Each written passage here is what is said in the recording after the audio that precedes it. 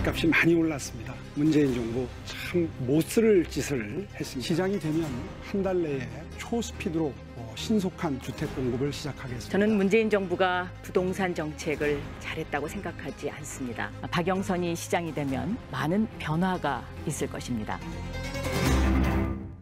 예, 4.7 보궐선거 이제 딱 일주일 남았죠. 여러분 어제 그 선관위 주최 TV 토론은 잘 보셨습니까?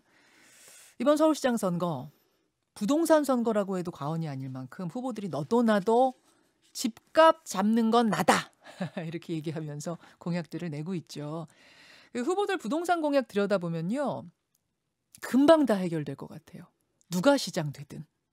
서울 사람들 내 집 한 채씩 턱턱 장만할 수 있을 것 같은 그런 생각이 듭니다만 어제 청년단체, 세입자단체, 종교단체 등등등 해서 50여 개 단체가 함께 구성한 집 걱정 없는 서울 만들기 네트워크가 기자회견을 열었습니다. 서울시장 보궐선거에 출마한 후보자들의 이 주거 공약, 부동산 공약을 평가해봤다는 건데요. 그 결과를 들어보면 정말 집값 잡겠구나 라는 기대는 살짝 희미해집니다. 예, 어떻게 연구를 했고 어떤 결과가 나왔는지 그분들께 직접 들어보도록 하죠. 한국도시연구소 최은영 소장 스튜디오에 나오셨습니다. 어서 오세요, 소장님. 네, 안녕하세요. 후보가 총 12명이잖아요. 서울시장 후보들. 네. 그분들 중에 5명을 대상으로 하셨네요. 네, 그렇습니다. 어떤 기준으로 어떻게 평가하셨습니까? 네, 일단 여야 양당 그 1, 2당 후보를 했고요. 그리고 이제 소수정당 같은 경우에는 종합적으로 주거 정책이 제시된 후보를 기준으로 평가를 하였습니다. 주거 부동산 공약을 낸 후보들 종합적으로 해보니까 한 5명 정도. 네. 우선 하나하나 보기 전에 총평, 평가를 해보니 이렇더라. 네, 이게 집값 안정이라는 게 굉장히 중요한 과제인데 지금 후보자들의 공약을 통해서는 집값 안정 그리고 이제 자산 불평등이 상당히 문제잖아요. 네. 지금 소득 불평등 못지않게 자산 불평등이 문제인데 그것을 해결할 수 있는 공약이 좀 없다라는 평가를 내릴 수 있겠습니다. 없다? 네, 거의 없다. 실망스러우셨어요? 네, 그렇습니다. 허허, 이게 총평이 좋지 않아서 이거 하나하나 세심하게 들어가기 전부터 참 실망감이 드는데 일단 시장 당선권에 가까이 있는 주요 후보부터 좀 살펴보죠. 1번 박영선, 2번 오세훈 두 후보 공약부터 좀 보겠습니다. 오세훈 후보 부동산 공약의 핵심은 뭐고 살펴보니 제일 문제가 되는 건 뭐였나요? 핵심은 재개발 재건축 규제 완화라고 보면 될 것 같은데요. 그래서 이제 그것과 관련된 문제들이 많이 도출이 될 수 있는데 이 뉴타운으로 대표되는 사업이 사실 저희가 안 해본 게 아니지 않습니까? 예. 그리고 이 더더군다나 개발의 속도 지금 오세훈 후보는 스피드라는 이름을 앞에다 붙였더라고요. 스피드 주택 공급이라고 했는데 개발의 속도가 빨라지면서 발생하는 문제점을 우리가 사실 용산 참사 2009년에 봤거든요. 그런데 그러면 그 문제가 그대로 있는 상태에서 이걸 더 똑같은 일을 반복하겠다라는 것이기 때문에 문제 해결책이라고 보기엔 좀 힘들다. 재개발 재건축은 기본적으로 세입자들이 그 지역에서 쫓겨나야 되는 문제가 있고 영세가옥주들도 문제거든요.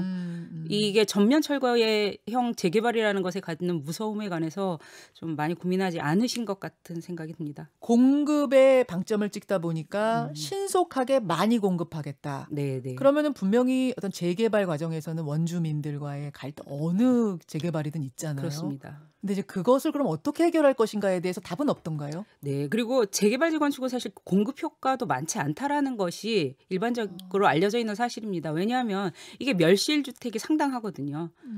이게 뭐 없는 땅에다가 그 집을 짓는 것이 아니라 있던 집을 없애고 철거하고 나서 이제 집을 짓는 거기 때문에 멸실주택 양이 상당하기 때문에 주택 순증이라고 하는데 그 효과가 상대적으로 낮은 것으로 알려져 있는데 이것을 통해서 주택 공급을 한다라는 것이 상당히 좀 비현실적이죠. 근데 지금 10층인 것을 뭐 30층으로 올린다든지 또 주택을 뭐 아파트로 한다든지 하면 많이 늘어나는 거 아니에요?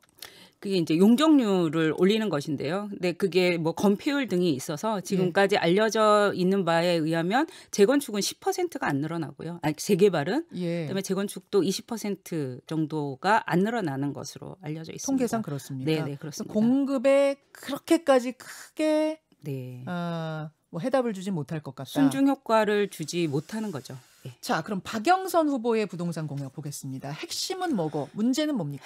박영선 그 후보의 문제는 굉장히 부실하다라는 겁니다. 공약이요? 네네. 그래서 이게 아마 정부의 부동산 정책에 대해서 국민적인 평가가 좋지 않고 이제 집값이 많이 올라간 부분에 대해서 좀 회피하려고 한 거 아닌가라는 생각이 들 정도로 사실 여당의 책임 있는 서울시장 후보로서 이렇게 공약이 부실해도 되는지가 의심스러울 정도로 그러니까 이제 공약이면 사실 현황 파악도 있어야 되고 예. 이런 것들이 전혀 없다라는 상황에서 굉장히 좀 문제라고 생각이 됩니다. 아, 그래요? 네. 근데 뭐 공공임대주택 30만 가구 이런 것 공약들 있지 않았습니까? 그러니까 공공주택 30만 호인데요. 그 공공주택 안에 공공자가라는 개념과 공공임대라는 게 있는데 이것들이 어떻게 구성되어 있는지 뭐 이런 구체적인 내용이 전혀 없고 예산 계획 같은 것들도 전혀 없고 그리고 이 30만 원을 어디에서 어떻게 누구를 대상으로 할 것인지에 대한 구체적인 로드맵이 전혀 없는 점에서 심각한 문제가 있다고 판단하고 있습니다. 우리가 인터뷰나 뭐 토론회에서 부동산 공약을 후보들이 하는 걸 보면은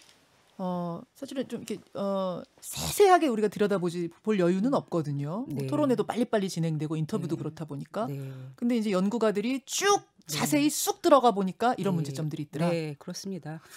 그래요. 그럼 결국 공약만 들여다봤을 때 연구해봤을 때는 양쪽 다 두 후보 다 문제라는 건데 그럼 네. 거대 양당 외에 다른 후보들은 어땠습니까?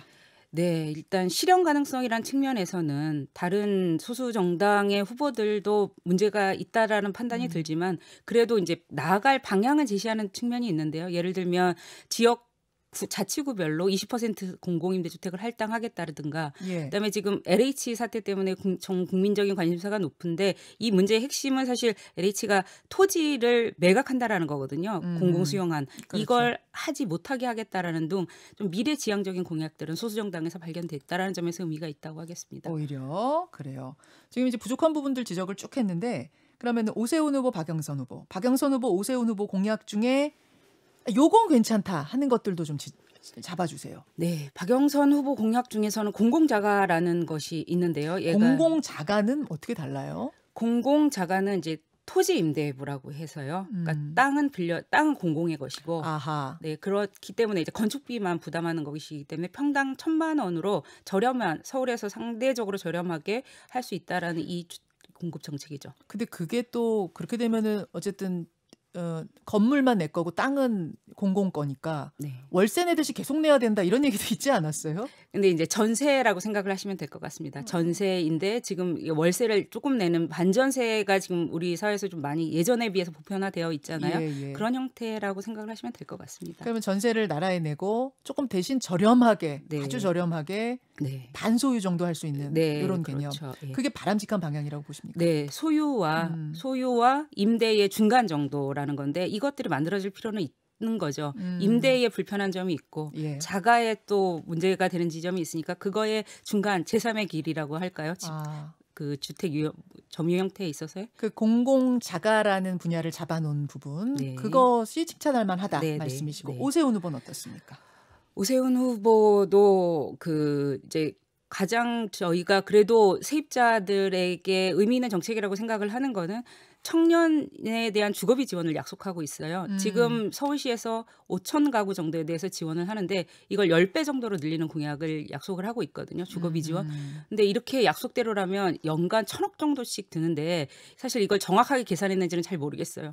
그렇지만 이제 청년 말고 그 외에도 다른 여러 계층들이 있는데 주거비 지원을 좀 폭넓게 한다라는 방향에서는 좋은 정책이라고 생각합니다. 그렇군요. 근데 지금 우리 소장님 쭉 말씀하시는 거 들어보니까 크게 기대했는데 기대만큼 안 나와선 좀 실망스러워. 이런 분위기가 감지되거든요. 전문가로서 이게 꼭 들어갔었으면 좋았는데 왜 빠졌을까 싶은 게 있다면 어떤 겁니까? 네, 서울은 세입자의 도시죠. 서울은 17개 시도 중에서 유일하게 세입자가 더 많은 도시이거든요. 유일해요? 네, 서울이? 네, 서울은 세입자의 도시인데 세입자를 주거 안정을 어떻게 할 것인지에 대한 구체적인 정책들이 없다.